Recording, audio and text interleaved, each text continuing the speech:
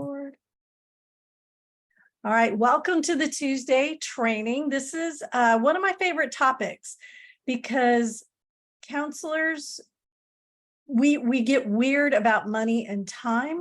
You guys know that. We get weird about marketing. That's why our podcast drop this week is going to be about marketing things that we can borrow from other industries, because sometimes advertising and marketing feels icky. So it all kind of ties together.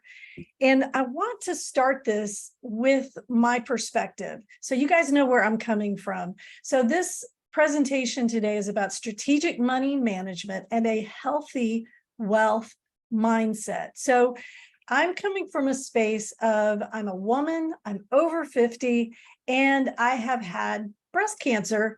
And I have had in my life, situations where I have been uninsured or underinsured. And so that's my perspective. You'll have to listen to this from your own perspective, where you are in your life, in your career. Maybe you have a supportive partner, maybe you don't. I am a co-wage earner in my family, and I know I'm very fortunate that's my situation. So you you need to strain this information through the filter of your own experience and your needs, because my goal today is to shine a light on some things that sometimes folks don't think about, because wealth isn't just about a Bentley in the garage. And if it is, awesome, go you. But wealth is different depending on where you are in life. So I'm putting on the great big old glasses, and I'm going to go through what I want you to get out of today. And then I will, of course, field questions from the Facebook group and from anybody who wants to join live. Remember, if you want to join me live, it's easy to do. You go into your Step It Up membership, the One Start Here module, and that's where the Zoom link is. If you're in the Facebook group, it's easy to just go up here and you find the Zoom link there as well. So overarching concept for this, building wealth, having a healthy wealth mindset, strategic planning for money, is to set it and forget it. You need to have a philosophy. You need to have something, whether you share that with your partner or not. And we're in the business of mental health. My specialty is working with couples. I know that we can have conflicting, differing opinions from our partner about money priorities.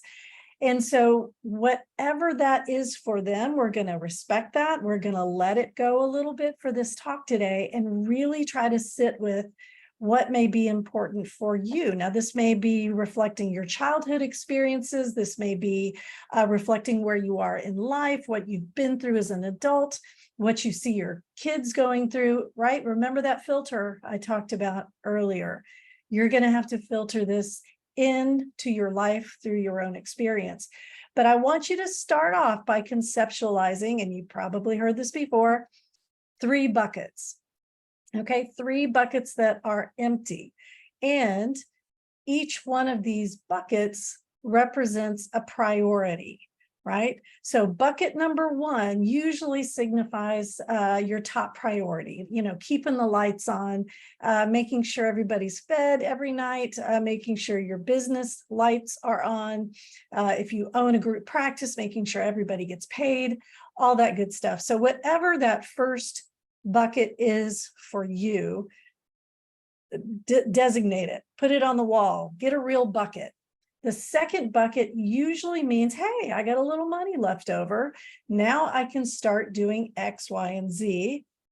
And then bucket number 3 is like, oh my goodness, I got so much money. It's time for me to start getting some tax write-offs so I can get out of this tax bracket. Because what happens when you start making more money is you start to go into bigger and bigger and broader tax brackets. And I've got a post on this, a blog post. I think we've got a podcast episode about this as well, how to calculate your tax bracket. So I'm not going to get into that today because it is a balance. If you make too much money in your little practice, you may throw your whole family into a new tax bracket. And they're like, well, thanks a lot. Thanks a lot for going into business. You just required us to pay more money in taxes. So there are lots of folks out there that you can follow. 3 folks, or actually 2, I'll just mention 2. Dave Ramsey, Financial Peace University. Ramit Sethi is a guy that he's on Instagram, he's on, other places. So with Dave Ramsey, that first bucket might be paying your bills and putting $100 into or $1,000 into an emergency fund. The second bucket might be paying down all of your debt except your mortgage. Then the third bucket would be starting to invest in, real estate. For Ramit Sethi, that first bucket might be buy the best shoes you can possibly buy, the best clothing you can buy, and then never buy new clothing. Get it repaired, fix what you have, maintain what you have. The second bucket might go into things like insurance, making sure that you're well insured. And then the third bucket, investing. Third bucket's almost always, I've got so much money, I have to invest it so I can get tax write-offs. So if you haven't had this conversation with your partner, if that's something or someone in your life who's very influential and you guys need to share these decisions, it's time to have that conversation. If you've had it and it didn't go well, it's okay. This isn't about, okay, you and I, we're going to have a secret today and you're going to start hiding money. No. This is about set it and forget it. It's about having an overarching philosophy. So an easy way to do a strategic money management plan is to live off of 70% of of your income, right? So if you make $1, you live off of 70% and you take that 30%, that 30 cents of every dollar, and you just put it into a savings account. I know I use Capital One banking and I can set up automatic savings withdrawals every, as often as I want. Honestly, I can do it every day. I imagine I can do it every other week. And those things, again, set it and forget it. And then you've got this money. And if you owe taxes, it's there to pay your taxes. If you are underinsured and you have a big medical bill, it goes for that. If you have some debt and you need to pay it off, it can go toward that. I said I was going to mention 3 philosophies, Dave Ramsey, Ramit Sethi. Well, there are other folks who talk about using other people's money. They're not afraid of debt. They talk about using debt constructively, like if you have a business credit card and you're able to pay it off every month and then use those points to, travel or, get a rent car, it gets cash back. Whatever you decide, create an overarching philosophy. Don't mix and match. Don't say, okay, family, we're going to be debt-free in 2 years. And then all of a sudden, ooh, shiny object. I think I'm switching now. I'm now going to start using other people's money and buy the finest, whatever. Pick a thing and stick with it. Now, my expert speaker this month is Max Casero, and they are going to help me use mind mapping to build a strategic plan for a business. They're going to walk me through how to do this, and that's happening the end of July. Run, don't walk, run and sign up for that because it's live and you're going to be able to ask questions. Because as you're starting to think about what your practice looks like, or if you've got an existing practice and now you're like, okay, I got to get my stuff together. This strategic planning is not icing on any cupcake. This is like the fundamental flour and sugar that you have to have. Otherwise, you will start mixing and matching, which brings me to the next part. Once you have the strategic idea, this overarching philosophy, now you have to get really healthy about wealth, okay? Healthy about wealth means a couple of things. I'm going to get my glasses back on again. Because wealth, for me, and when I work with clients and coaching clients, is about getting out of fight or flight, right? It's that feeling when you go to the mail and you open it up and it's red, and you know what red means when you open up a bill, right? And so there you are in that fight or flight mode because you're robbing Peter to pay Paul, or however that saying goes. So wealth is about you getting out of fight or flight, period. And sometimes I give this example, and Eleanor's going to know what I'm talking about. I used to watch this show called Dog the Bounty Hunter. And so Dog the Bounty Hunter his wife, Beth, and I think she's passed away. And but in the show, when she would be chasing down her bounty, you know, because if they lose their person, they lose money, like they don't get paid. And that was the premise of the show. And she would scream, and I remember this, I'm probably misremembering, but she would say, "You're not going to take food out of my baby's mouths." And I remember as a new business owner going, oh yeah, like if I'm not charging for no-shows, if I'm loosening my boundaries and letting people, you know, get away and undercharge and not raise my rates or not think of myself first, it's not just me being nice. I'm literally wasting my family's time. I'm taking food and money and resources out of the family bucket, right? I'm stealing from the people who support me and love me. And I'm being harsh here because wealth is not a dirty word. Wealth is you being responsible for this gift you have of creating an amazing counseling practice because you're awesome and you're talented. And now you're going to have the support of people who love you and they're like, yeah, go you can do it. And then you're in your office and so, you know, no shows you for the third time and you're not going to charge for it. And you tell yourself you're being nice. Nice to who, right? I don't know who you're being nice to, because the people who have your back, you know, they're not getting anything from that. You're not getting anything from that. And certainly you're not teaching the person who no showed you for the third time any lessons. So wealth is about getting out of fight or flight. And it's also about this idea, you got to quit lying to yourself. It's not about being nice. It's not about, well, it makes me more accessible.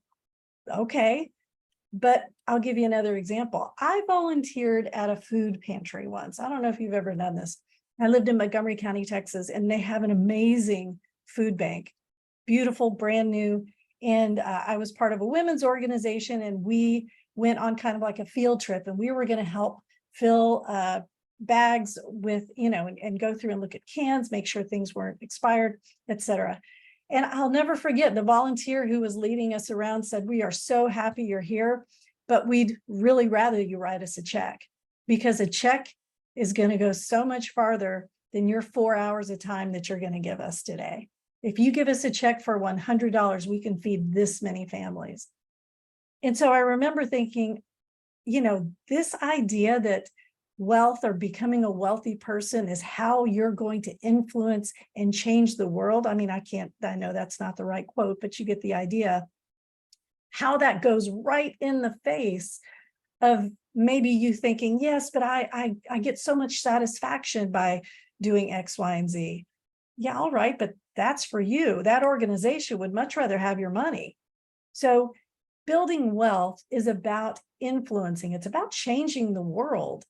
And you can do that. The third thing is my favorite little term, and I think I made it up. It's so lovely. It's disabled years above ground. DYAG. We're all going to, God willing, have a wonderful, healthy life. Remember my perspective. I'm a woman over 50. I've had cancer. I've been underinsured, non-insured before. I can probably look forward.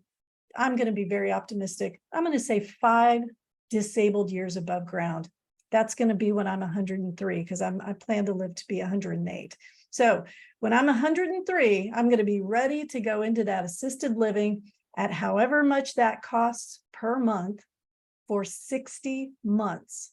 So whatever your third bucket is, it needs to include that, right? Disabled years above ground, a dollar amount. And again, this isn't hiding money from a spouse if you guys disagree, but it is a conversation and say, you know what, how much do we have in our retirement account? When do we get that? And then how do we combine that with our Social Security and my SEP IRA and that money that we're going to get from the land and this? You sitting down with a financial advisor to see, okay, how many buckets do we have? You may have more buckets than you think. Which brings me to the last part of this, which is my favorite book and the book that honestly changed my life. when I read it a few years ago. You're going to laugh at the title, but it's the 4-Hour Work Week. The 4-Hour Work Week, I think I read it back in 2010 during the recession, and my practice was just, it was going belly up. It was awful. And I remember reading that book, and the point of the book is you can do more with less. You don't have to have the huge practice. You can have a small practice, and oh my gosh, it only costs this much money to go cross-country camping in national parks.